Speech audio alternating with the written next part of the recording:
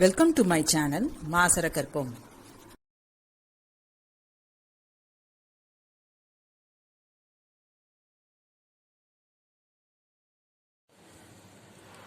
.678 whole power x is equal to 0.5678 whole power y equal to 10 to the power z.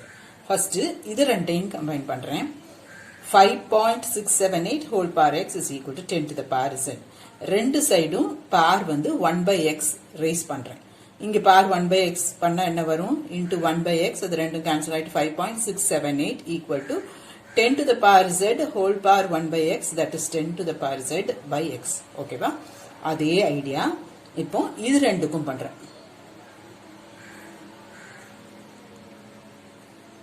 அப்ப என்ன வரும்? 0.5678 whole power y is equal to 10 to the power z.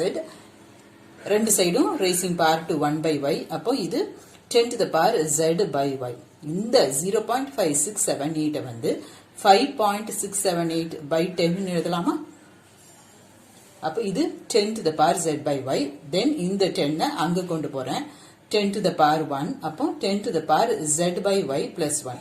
இப்போ இதுவும் 5.678, இதுவும் 5.678. So இது ரெண்டையும் equate பண்ணலாமா?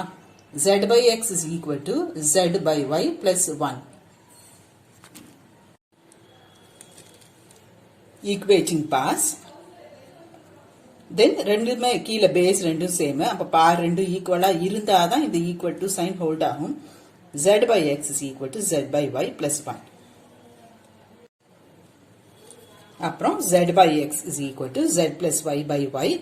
Then இத ஒரு சைடு கொண்டு வந்திருக்கேன். அப்புறம் LCM எடுங்க xy.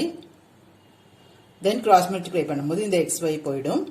Divide throughout by x by z. ஏன்னா நமக்கு ஆப்ஷனை பார்த்துக்கோங்க. ஆப்ஷன் என்ன மாதிரி இருக்கோ அதுக்கு தகுந்தபடி தான் ப்ரொசீட் பண்ணணும்.